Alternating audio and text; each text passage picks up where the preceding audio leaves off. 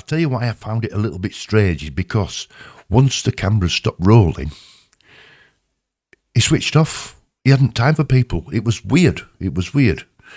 And as far as Louis Theroux goes, I think he was just after the footage. And hi, folks. It's Bobby again, yes. Did anybody watch The Reckoning? The Steve Coogan thing. Right. Let's review it. And I'll tell you what I think, because I watched all 4 episodes.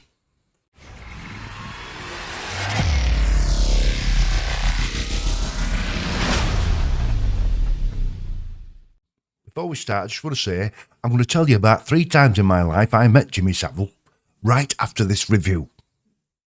Now, The Reckoning is a 4-part series that's aired this week on the BBC, and I've watched all 4 parts. Now, what did I think? Well, Steve Coogan as an actor pulled it off. Yeah, absolutely great. He's a great, talented guy. Did I want to watch all that? Not really. Was it factual? I don't think so. Now, it's a very dark subject. We all remember Jimmy Savile. Died in 2011, I believe. And he's the man that conned a nation. He conned us all, didn't he? We all believed him. But did the BBC believe him?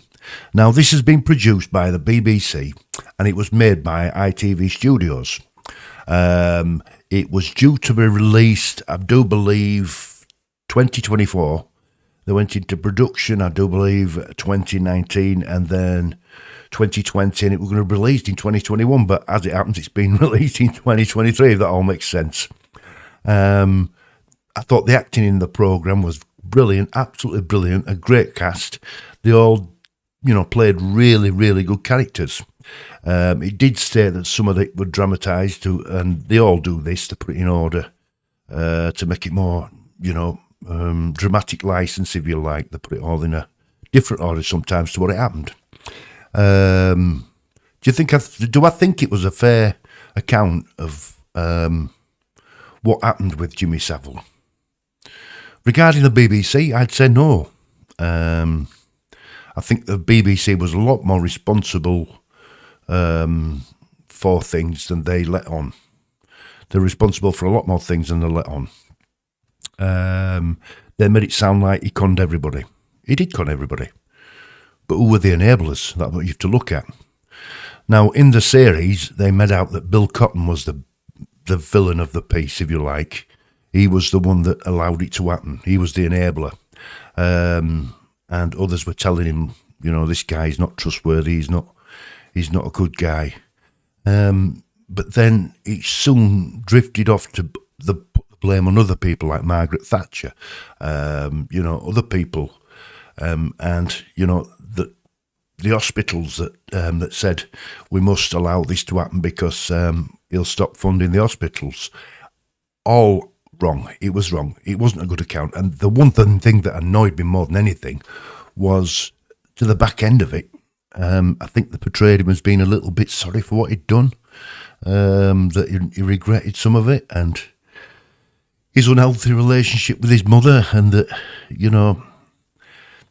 they filmed it as a reporter. The main storyline, if you like, was a reporter who was writing a book and questioning him, and it kept coming back to this author, and they did, it did portray him as saying, I'm sorry, which I don't believe he ever was. I don't think he ever would be. And if he was still around today, I think he'd still be denying everything. Don't forget, this guy threatened newspapers for fun. He sued newspapers. He said he had everybody in his pocket, which he did. He did. And it was all about money.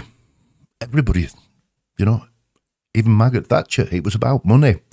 He was taking the pressure off the government having to fund hospitals. Edwina Currie gave him the keys for Broadmoor Hospital. Terrible, terrible thing. But as far as the programme, I don't think it needed to be made. No, I'm not taking anything away from the cast, the actors. It was absolutely done really well. But I don't agree with the BBC controlling things, if you like. and alongside with ITV Studios who filmed it, it just doesn't. It doesn't seem right, does it? The wrong people to be doing this. Surely it should have been an independent, independent company that filmed it, and told their story. I mean, this has obviously been written by a BBC man or an ITV man. That the script and the storyline's been written. He did end up a sad old man, but he can never be forgiven for what he did.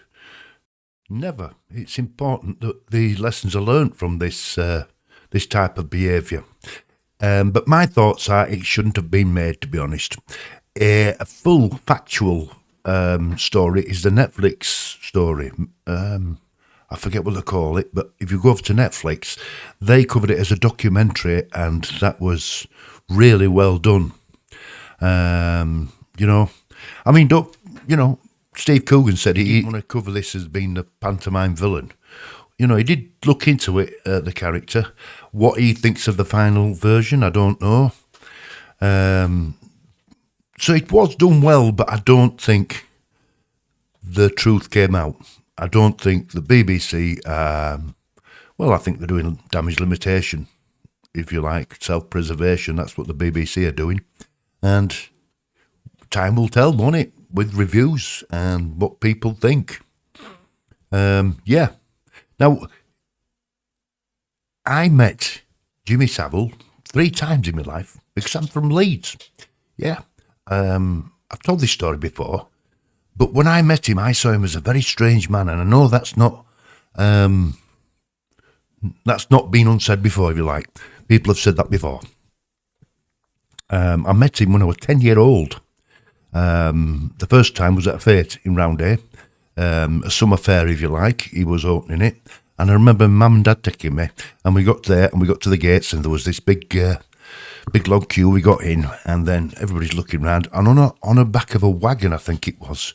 I was only 10-year-old, so I'm going back a lot of years.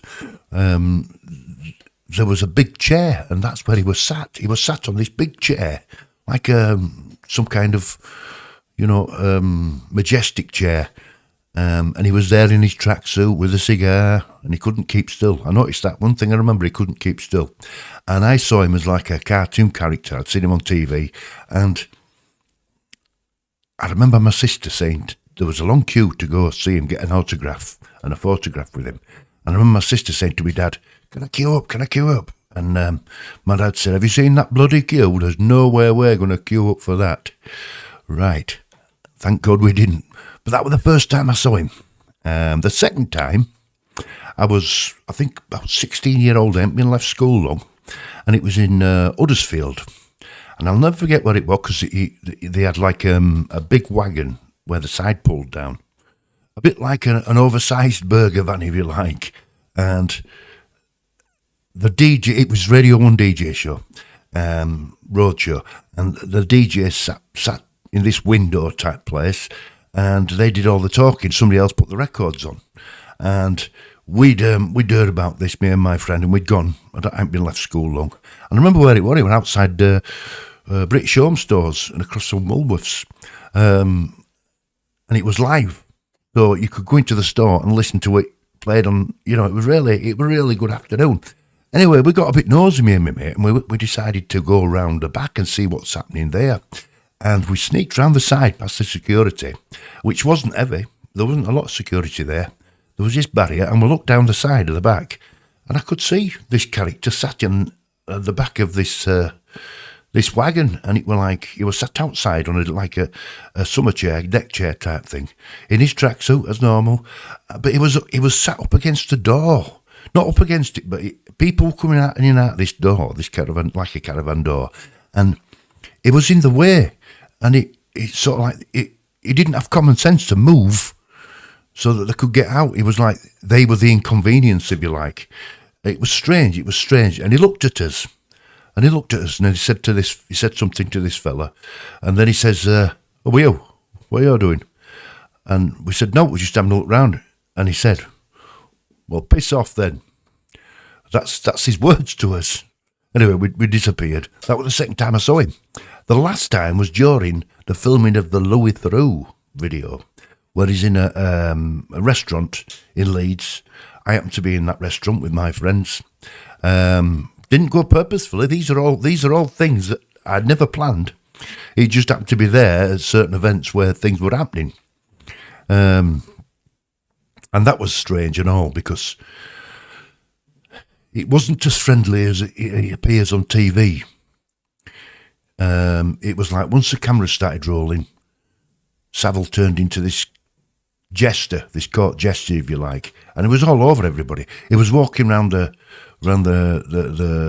restaurant, and he's saying, "Oh, hello, folks, how are you doing?" and all this and all that. But he was saying it really fast, so they didn't have time to reply. It was strange, and it made him look as though he were familiar and he were friendly with these people.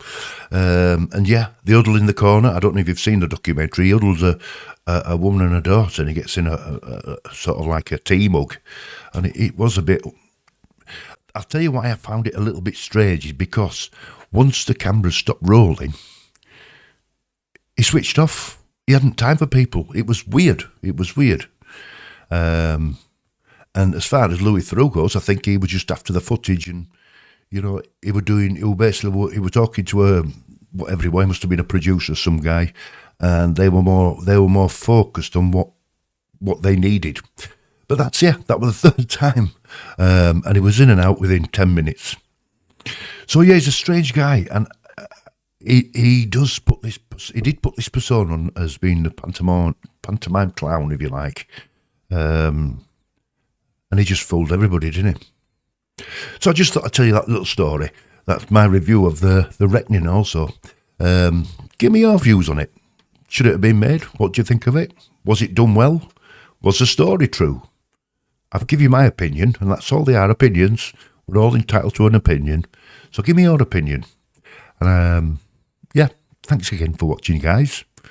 Godspeed, God bless, love you all to bits. Please subscribe, like, hit the notification bell. If you want to buy me a coffee, you can, because I'm not monetised. Have a great day. Bye now.